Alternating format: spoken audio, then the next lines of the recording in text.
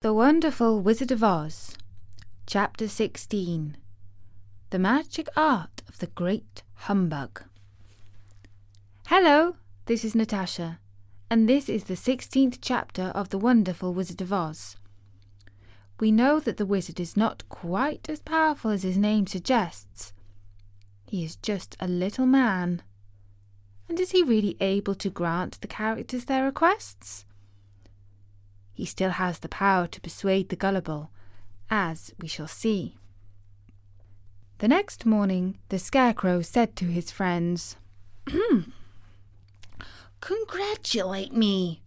I am going to Oz to get my brains at last. When I return, I shall be as other men are." I have always liked you as you were, said Dorothy simply. It is kind of you to like a scarecrow," he replied. "But surely you will think more of me when you hear the splendid thoughts my new brain is going to turn out." Then he said goodbye to them all in a cheerful voice and went to the throne room, where he rapped upon the door. "Come in," said Oz. The Scarecrow went in and found the little man sitting down by the window engaged in deep thought. "I have come for my brains," remarked the Scarecrow, a little uneasily. "Sit down in that chair, please," replied Oz.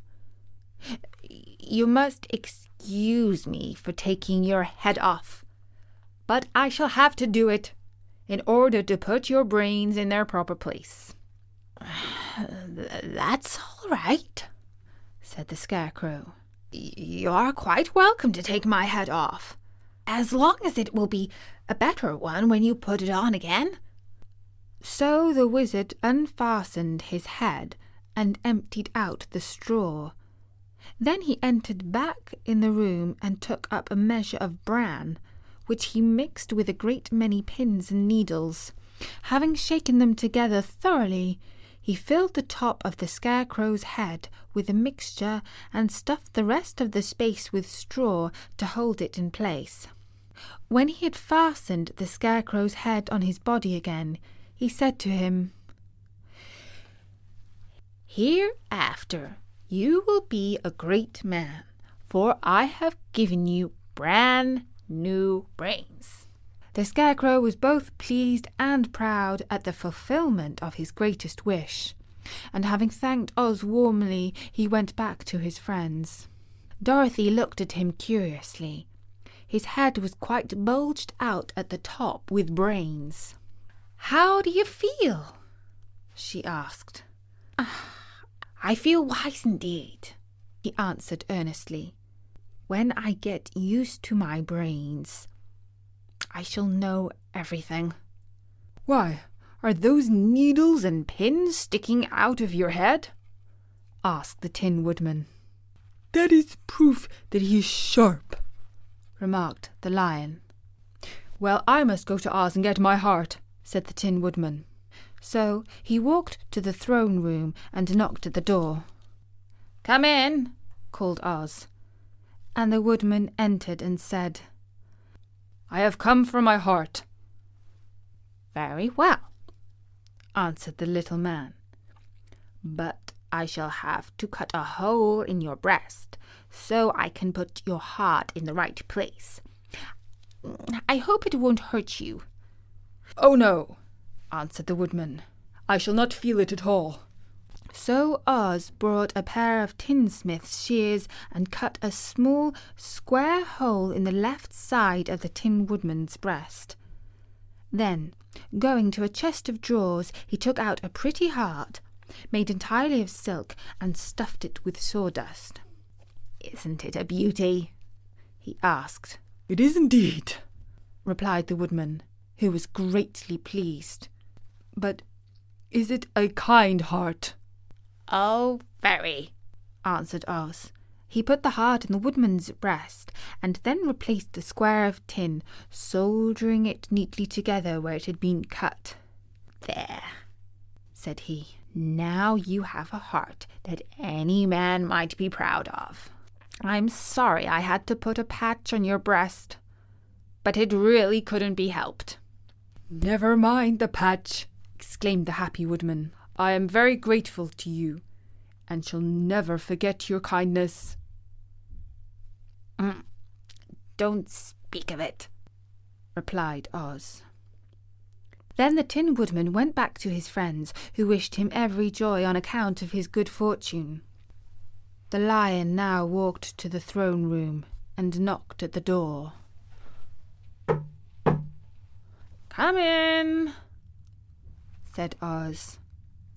"I've come for my courage," announced the Lion, entering the room. "Very well," answered the little man. "I will get it for you."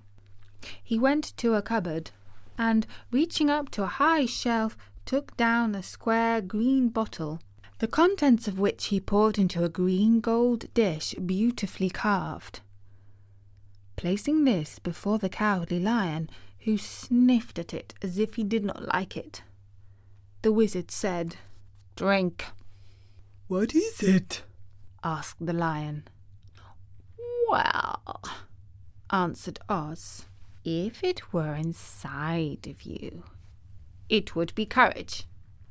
You know, of course, that courage is always inside one, so that it really cannot be called courage unless you have swallowed it. Therefore, I advise you to drink it as soon as possible."